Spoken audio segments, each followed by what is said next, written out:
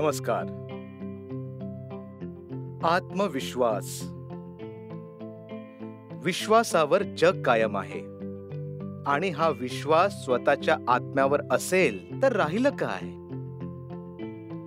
आत्मा हा सूक्ष्म असल्यानंतरही त्याला सर्वात शक्तिशाली समजलं जातं. फक्त भारतीय संस्कृतीनेच नाही तर विज्ञानानेही आत्म्याला सर्वशक्तिमान म्हटलंय आणि ह्याला युनिव्हर्सशी संपर्क साधण्याचा सरळ मार्ग असं म्हटलंय. ह्याच आत्मिक शक्तीनेच आपण मनुष्य, चंद्र, तारे आणि एवढंच नव्हे तर ग्रहावर असलेले तत्व आणि जीवनाचा अभ्यास करण्याची शक्ती ठेवतो. आत्म्याची हीच शक्ती एक दिवस आपल्याला एका दुसऱ्या ग्रहावर जीवन शोधण्यातही यश प्राप्त करून देऊ शकते. आत्मविश्वास नसता तर आजही मनुष्य अश्मयुगातच पडून असता. प्राण्यांची शिकार करून पोट भरलं असतं आणि गुहेमध्ये झोपला असता. पण त्याच्या मनाच्या विश्वासाने त्याला विकासाकडे जाण्याची दिशा दाखवली आणि त्याला आदिमानवापासून आधुनिक मानव बनवलं. आत्मविश्वास नसताच तर एक 16 वर्षाचा मुलगा अभिमन्यूने त्या काळातील महान योद्ध्याद्वारे रचलेल्या चक्रव्यूहाला तोडून त्यामध्ये एकटा जाण्याची हिम्मत करू शकला नसता.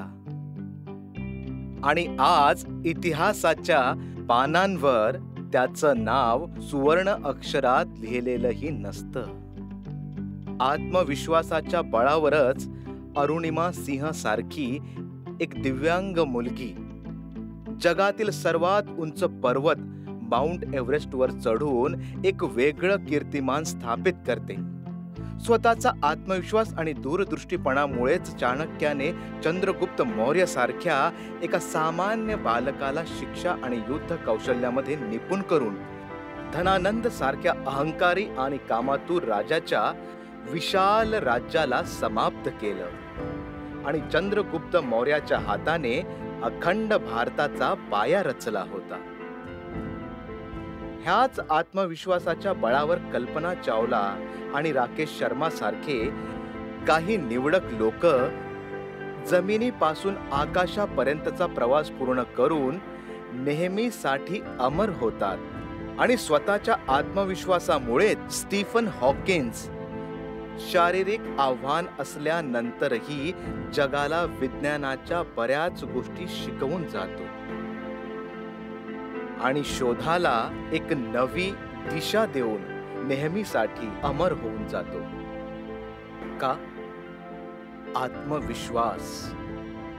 हाच एक शब्द आत्मविश्वास रतन टाटा, घनश्यामदास बिर्ला आणि धीरूभाई अंबानी सारख्या काही लोकांना इतरांपासून वेगळी ओळख देतो आणि जे व्यावसायिक जगात त्यांची ती जागा प्राप्त करतात जिथे पोहोचण्याची इच्छा तर प्रत्येक मनुष्याची असते, पण त्यांच्यासारखं पुढे जाण्याचा आत्मविश्वास मनात ठेवणं ही अतिशय कमी लोकांना जमण्यासारखी गोष्ट आहे.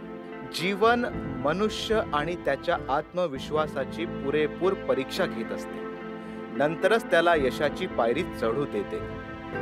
विचार करा, जर विक्रम साराभाई त्यांच्या पुढे येणाऱ्या संकटांना आणि अपुऱ्या साधन पुरवठ्याला घाबरले असते तर आज त्यांना आपल्या देशामध्ये भारतीय अंतरिक्ष कार्यक्रमाचे जनक म्हणून ओळखलं नसतं.